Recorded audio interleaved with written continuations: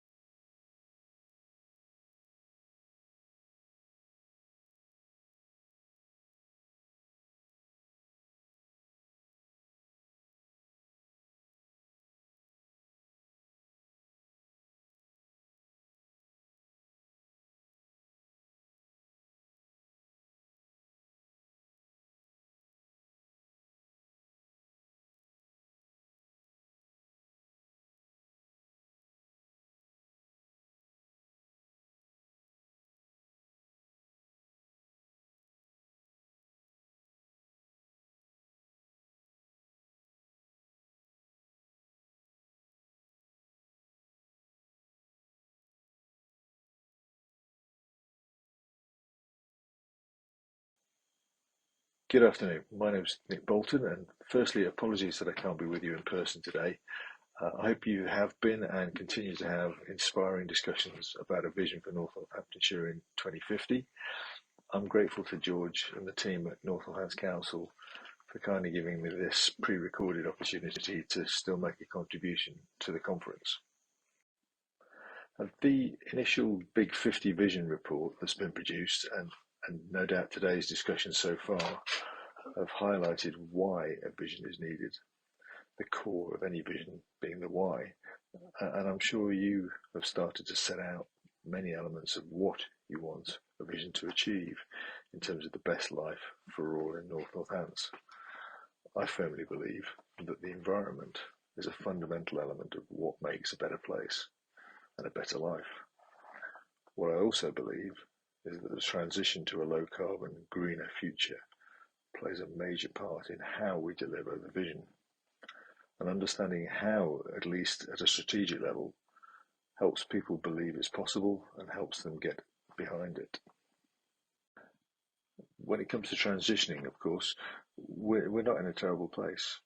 By many measures, the UK is in the top 5 or even the top 3 nations transitioning towards a green economy. As this graphic shows, we're third in the world based on a basket of metrics put together by Green Match, based over the border in Leicestershire. Japan, by the way, is 19th. But there's no room for complacency. As we continue to put ourselves and our fellow earthly residents in peril, we may have good planning and emerging policies and even positive progress on an energy transition to net zero, but action needs to follow fast. If the UK and North Northants, for its part, don't up the pace on action, we risk drifting into the slow lane of global economies. The recent battery gigafactory debacle shows how easily good intentions can fail to be followed by meaningful action. Perhaps with so many potential effects and possible solutions to climate change, it's not too surprising that it's easier to keep talking or keep looking for the silver bullet. But now there's a danger of first responder fatigue, where after decades of arguing for action, many are tired and some are angry, neither of which is helpful. So it's important to focus a bit more on the positive opportunities that come from tackling the climate crisis and transitioning our economy. Here the LGA are forecasting 1 million new jobs by 2050. Many of the low carbon innovations already out there, and many still to come, will reduce costs or support a healthier environment or improve our resilience at a community and national level.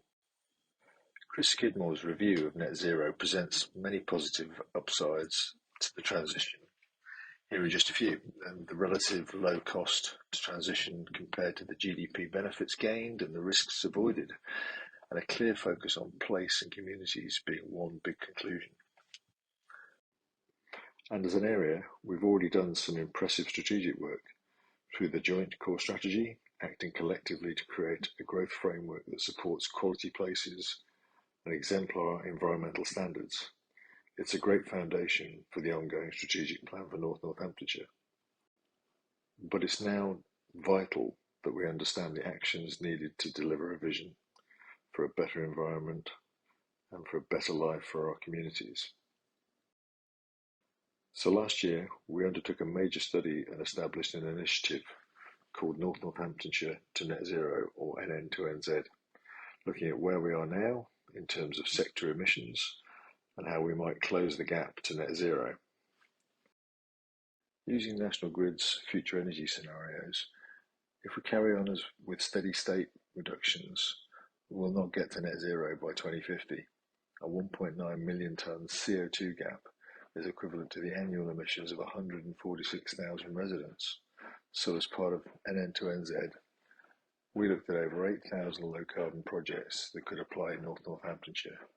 And in addition, we work with Innovate UK on a call for ideas on transport and energy solutions, on sustainable strategies for new housing development, and a digital twin for North Northamptonshire to support ideation, planning, and real-time impact assessment of initiatives. If you've not seen it already, there's an exhibition of the digital twin that Electric Places has developed with Slingshot Solutions and North Northants Council. Please go and take a look and talk to the team at Electric Places.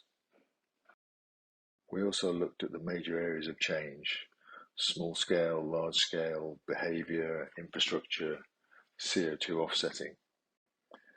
And we asked these and many other what if questions to determine what an effective route to net zero could look like. We grouped emerging initiatives into sectors for action, with the possible CO2 savings they could achieve and the likelihood of them being adopted. Of the dozens of actions, 5 big things emerged that get us halfway there. Ensuring all of our cars are EVs by 2040. Ensuring all of our homes are insulated and off gas. And the great news is, for 3 of these 5, the technologies already exist to be deployed. And what's more, they directly reduce household expenditure. But bold action and innovation is still needed. There's more good news though. There are several good examples of actions or emerging opportunities in our area. Tata Steel Corby has already set out its plans to be the first net zero steel site in the UK, which fits well with our objectives for an industrial decarbonisation plan for North Northamptonshire coming out of NN2NZ. So we're working with Tata on how best to achieve their objectives. At Chelveston, we have the largest combined renewable energy park in the UK, covering 750 acres. It's already generating up to 200 gigawatt hours from solar and wind, enough to power some 26,000 homes 24/7. The first phase of energy storage is now complete and operational, using second life batteries from electric cars. The first building on the Innovation Park is complete and has an EPC rating that effectively makes it carbon negative, and plans for a vertical farm on the site are well advanced as a perfect fit for the use of renewable power. Talking of agriculture, as well as reducing the use of fossil fuel derived fertilisers made possible with vertical farming, new innovations to reduce pesticides and herbicides are emerging, in this case to target bugs and weeds with lasers using artificial intelligence, not to remove jobs, but remove the damaging use of chemicals.